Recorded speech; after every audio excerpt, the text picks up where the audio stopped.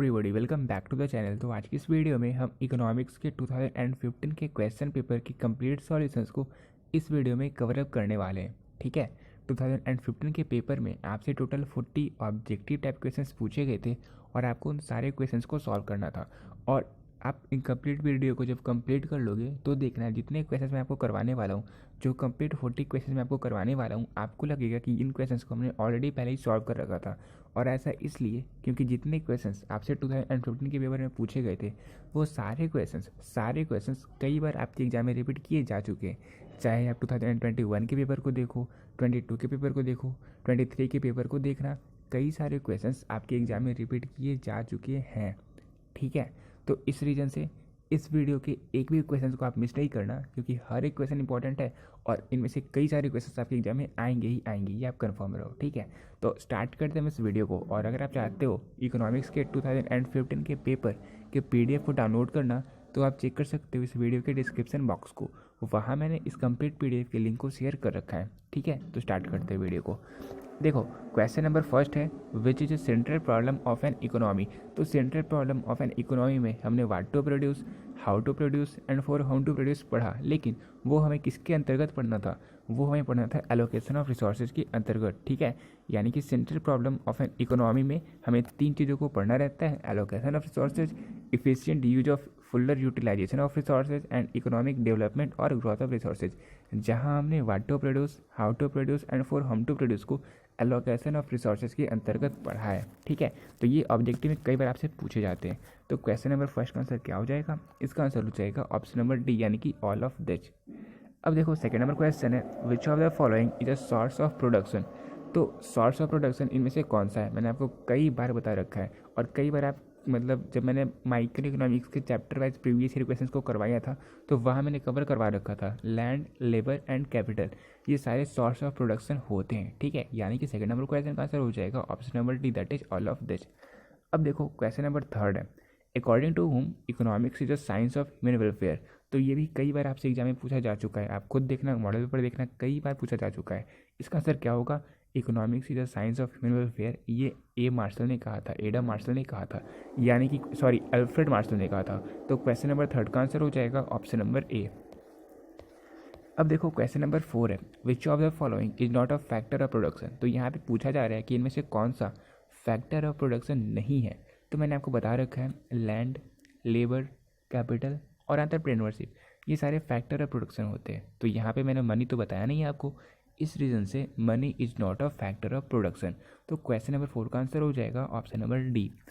अब देखो, 5 number question है, the word micro was first used by. तो ये भी क्वेश्चन कई बार पूछा जा चुका है आपके एग्जाम में, मुझे बहुत टाइम मैंने इन क्वेश्चंस को करवा रखा है और मुझे याद हो चुका है। माइक्रो वर्ड सबसे पहले यूज किया गया था रगनार फ्रिस्क के द्वारा, यानी कि 5 नंबर क्वेश्चन का आंसर हो जाएगा ऑप्शन नंबर डी। अब देखो, 6 नंबर क्वेश्चन है, consumer behaviour is studied in. तो कंज्यूमर बिहेवियर को हम माइक्रो इकोनॉमिक्स में पढ़ते हैं, यानी कि 6 नंबर क्वेश्चन का आंसर हो जाएगा ऑप्शन नंबर ए।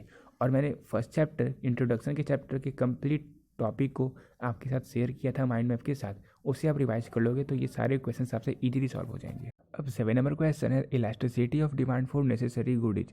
तो नेसेसरी गुड के केस में जब प्राइस में चेंज होता है तो डिमांड में कोई फर्क नहीं पड़ता, क्योंकि वो नेसेसिटी गुड्स हैं। इसलिए 7 नंबर क्वेश्चन का आंसर हो जाएगा ऑप्शन नंबर ए, यानी कि 0। अब 8 नंबर क्वेश्चन है, which of the following factor affect elasticity of demand. तो इनमें से कौन सा फैक्टर इलास्टिसिटी ऑफ डिमांड को अफेक्ट करता है?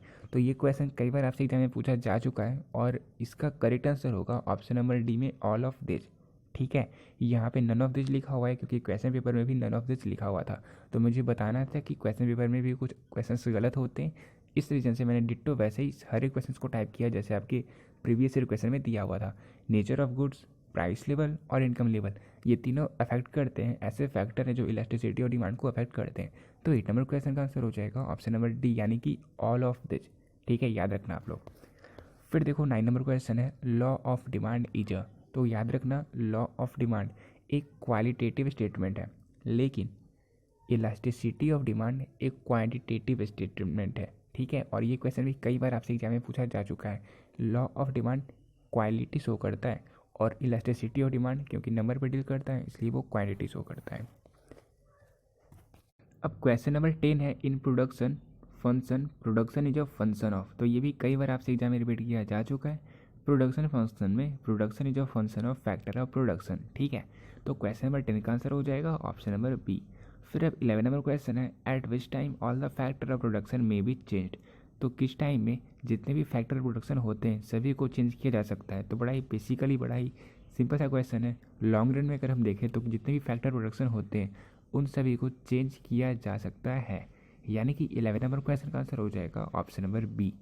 फिर देखो अब क्वेश्चन नंबर 12 है, एवरेज वेरिएबल कॉस्ट इज। तो एवरेज वेरिएबल लागत कितनी लग रही है, इसे कैलकुलेट करने के लिए हमें टोटल वेरिएबल लागत को डिवाइड करना पड़ेगा टोटल क्वांटिटी से, यानी कि क्वेश्चन नंबर 12 का आंसर हो जाएगा ऑप्शन नंबर डी, ठीक है। सिंपल सी बात है, कुछ भी चीज़ों का एवरेज निकालने के लिए आप टोटल को डिवाइड कर देते हो उसके क्वांटिटी से, तो एवरेज निकल कर आ जाता है, यानी कि 12 नंबर क्वेश्चन का आंसर हो जाएगा option number D, total variable cost divided by quantity. फिर देखो अब क्वेश्चन नंबर 13 है, फॉर अ फर्म्स इक्विलिब्रियम। तो फर्म्स के इक्विलिब्रियम के लिए मार्जिनल रेवेन्यू मार्जिनल कॉस्ट के इक्वल होना चाहिए, ठीक है, यानी कि क्वेश्चन नंबर 13 का आंसर हो जाएगा ऑप्शन नंबर ए। फिर अब क्वेश्चन नंबर 14 है, सप्लाई इज एसोसिएटेड विथ। तो सप्लाई किन किन चीज़ों से एसोसिएटेड है, किन किन चीज़ों से संबंधित है। तो एक फिक्स्ड टाइम पीरियड और प्राइस, इन दोनों से सप्लाई संबंधित होती है। तो क्वेश्चन नंबर 14 का आंसर हो जाएगा ऑप्शन नंबर सी। फिर अब क्वेश्चन नंबर 15 है, determinating factor of supply of goods is. थोड़ा सा टाइपिंग मिस्टेक हो चुका है यहाँ पे, determining factor of supply of goods is यहाँ पे ये कहा जा रहा है। तो आप देखोगे कि गुड्स के सप्लाई के लिए जो जो डिटरमाइनिंग फैक्टर होते हैं, यानी कि जिन जिन फैक्टर को कंसिडर करना पड़ता है वो कौन कौन से होते हैं।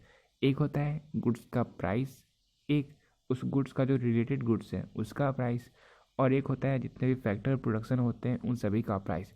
इन सभी को कंसिडर करना पड़ता है अगर हम किसी भी गुड्स को सप्लाई करना चाहते हैं तो, यानी कि 15 नंबर क्वेश्चन का आंसर हो जाएगा ऑप्शन नंबर डी। फिर अब 16 नंबर क्वेश्चन है, which is a characteristics of the market. तो मार्केट के फीचर्स कौन कौन से होते हैं, own area, presence of both buyer and seller, ताकि हम डील कर सके एक दूसरे के साथ गुड्स में या सर्विसेज में। इसके अलावा single price of the commodity. ये तीनों कैरेक्टरिस्टिक्स होते हैं, कह लो फीचर होते हैं मार्केट के, यानी कि 16 नंबर क्वेश्चन का आंसर हो जाएगा option number D, that is all the above. फिर अब क्वेश्चन नंबर 17 है, which one is a feature of monopolistic competition. तो मोनोपोलिस्टिक कॉम्पिटिशन के में से कौन से फीचर होते हैं। तो आप देखोगे मोनोपोलिस्टिक कॉम्पिटिशन में जो प्रोडक्ट होता है उनके बीच थोड़ा बहुत अंतर होता है, यानी कि डिफरेंशिएटेड प्रोडक्ट होते हैं। इसके अलावा उन सभी का जो सेलिंग कॉस्ट होता है वो भी अलग अलग होता है। इसके अलावा जो मार्केट होती है लोगों को उनकी इम्परफेक्ट नॉलेज होती है, ठीक है, यानी कि कंप्लीट नॉलेज नहीं होता, क्योंकि जब उन्हें यूज करेंगे तब तो उन्हें पता चलेगा। इसलिए ये सारे मोनोपोलिस्टिक कॉम्पिटिशन के फीचर होते हैं। तो क्वेश्चन नंबर 17 का आंसर हो जाएगा option number D, that is all the above. फिर अब 18 नंबर क्वेश्चन है, which of the following the reason of change in demand. तो change in consumer income, consumer की इनकम में चेंज होना, रिलेटेड गुड्स के प्राइस में चेंज होना, या फिर पॉपुलेशन का बढ़ना, ये तीनों ऐसे फैक्टर हैं जो डिमांड को चेंज कर सकते हैं। तो 18 नंबर क्वेश्चन का आंसर हो जाएगा ऑप्शन नंबर डी, यानी कि ऑल ऑफ दिस। अब 19 नंबर क्वेश्चन है, net national income at factor cost is called. तो net national income at factor cost को ही हम नेशनल इनकम कहते हैं। याद रखना, बहुत इंपॉर्टेंट क्वेश्चन है, कई बार पूछा जा चुका है। Net national income at factor cost is called national income, ठीक है। इसका आंसर हो जाएगा ऑप्शन नंबर ए।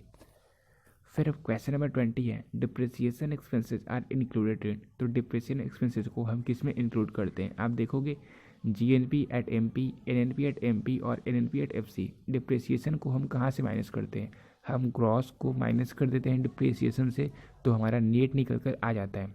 इस रीज़न से आप देख रहे हो सिर्फ ऑप्शन नंबर ए में ग्रॉस दिया हुआ है स्टार्टिंग में, यानी कि जीएनपी दिया हुआ है एट एमपी, यानी कि क्वेश्चन नंबर 20 का आंसर हो जाएगा ऑप्शन नंबर ए, यानी कि डिप्रिसिएशन जीएनपी एट एमपी में शामिल है, ठीक है।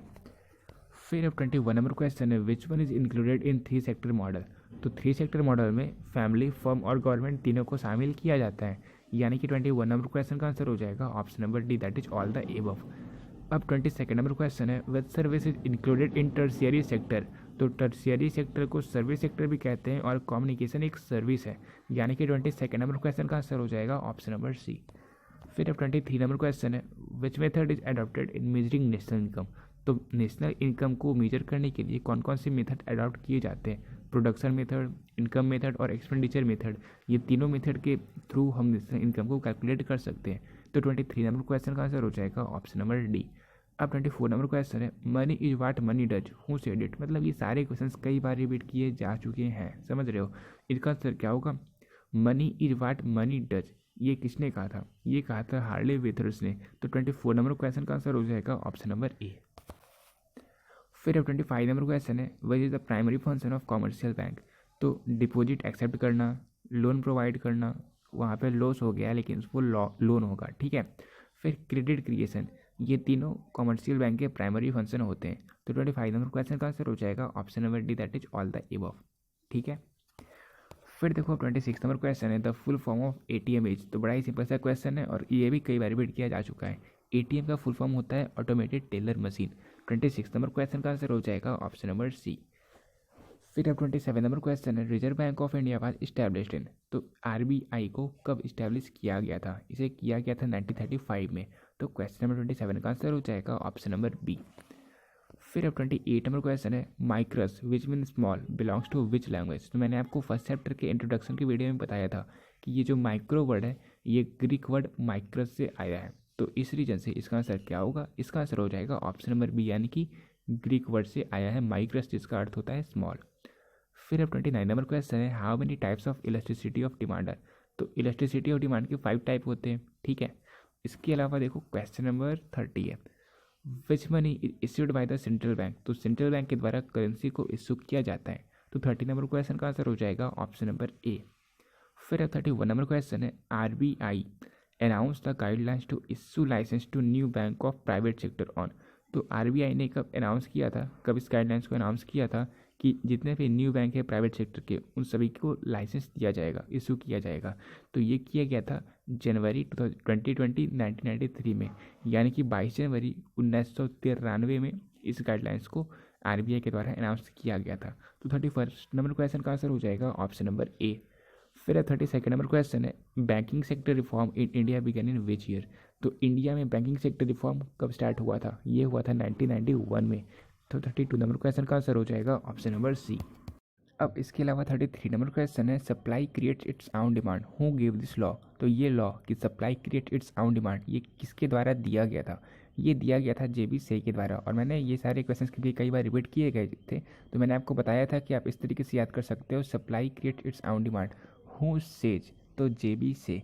तो 33 नंबर क्वेश्चन का आंसर हो जाएगा ऑप्शन नंबर ए, यानी कि जेबी से supply creates its own demand, ठीक है। फिर 34 नंबर क्वेश्चन है on which factor Keynesian theory of employment depends. तो केनेशियन थ्योरी ऑफ एम्प्लॉयमेंट किस फैक्टर पर डिपेंड करता है, ये डिपेंड करता है इफेक्टिव डिमांड पर, यानी कि 34 नंबर क्वेश्चन का आंसर हो जाएगा ऑप्शन नंबर ए। फिर अब क्वेश्चन नंबर 35 है who is the writer of treated economic politic. तो ट्रेटेड इकोनॉमिक पॉलिटिक को किसके द्वारा लिखा गया था। आई होप आपको ये सारी क्वेश्चन याद हो चुके होंगे क्योंकि मैंने आपको कई सारे पीवाईक्यू करवा रखा है। ट्रेटेड इकोनॉमिक पॉलिटिक लिखा गया था पिगो के द्वारा, यानी कि 35 नंबर क्वेश्चन का आंसर हो जाएगा ऑप्शन नंबर ए। फिर 36 नंबर क्वेश्चन है if M P C is equal to 0.5 their multiplier will be. तो इसे कैलकुलेट करने के लिए आप करोगे के इज इक्वल टू 1/1 माइनस 0.5। तो 1/0.5 इज इक्वल टू 2, यानी कि 36 नंबर क्वेश्चन का आंसर हो जाएगा option number C, that is 2 times, ठीक है। फिर 37 नंबर क्वेश्चन है on which concept does classical view point depend. तो किस कॉन्सेप्ट पर क्लासिकल व्यू पॉइंट डिपेंड करता है। तो क्लासिकल व्यू पॉइंट डिपेंड करता है law of market, of wage rate and perfect flexibility of interest rate, यानी कि तीनों पर। तो 37 नंबर क्वेश्चन का आंसर हो जाएगा ऑप्शन नंबर डी। फिर 38 नंबर क्वेश्चन है which is included in indirect tax. तो income tax, wealth tax, gift tax, ये सारे होते हैं डायरेक्ट टैक्स। तो इसका आंसर हो जाएगा ऑप्शन नंबर सी। फिर 39 नंबर क्वेश्चन है which one is the item of current account. तो करंट अकाउंट के इनमें से कौन से आइटम होते हैं। तो अगर आप इन सारे ऑप्शंस को देखोगे import of visible items, export of visible items और एक्सपेंसेस ऑफ टूरिस्ट, ये सारे करंट अकाउंट के अंतर्गत आते हैं, यानी कि ये इसके आइटम होते हैं। तो 39 नंबर क्वेश्चन का आंसर हो जाएगा ऑप्शन नंबर डी, यानी कि ऑल द एबव। अब देखो लास्ट क्वेश्चन है और आप लास्ट क्वेश्चन में देख रहे हो कि हर एक क्वेश्चन की तरह ये क्वेश्चन भी कई बार एग्जाम में पूछा जा चुका है। बैलेंस ऑफ ट्रेड मीन्स, यानी कि बैलेंस ऑफ ट्रेड का क्या अर्थ होता है। इसका अर्थ होता है import and export of goods, यानी कि गुड्स के आयात और निर्यात से बैलेंस ऑफ ट्रेड का अर्थ होता है। तो 40 नंबर क्वेश्चन का आंसर हो जाएगा option number B, that is import and export of goods, ठीक है।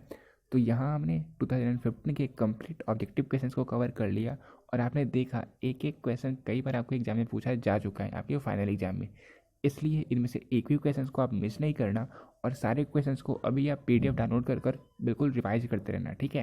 क्योंकि आंसर मैंने आपको इस वीडियो में बता दिया, अब आपको बस करना है रिवीजन, ठीक है। तो रिवाइज करते रहो और मैंने आपको लिंक तो प्रोवाइड कर ही दिया है वीडियो के डिस्क्रिप्शन बॉक्स में। इसके अलावा जो हिंदी मीडियम के स्टूडेंट हैं वो इन सारे टेक्स्ट को कॉपी करके आप चाहो तो गूगल ट्रांसलेट से इसका हिंदी अनुवाद करके भी याद कर सकते हो। तो मिलते हैं अभी नेक्स्ट वीडियो में, तब तक के लिए बेस्ट आउट।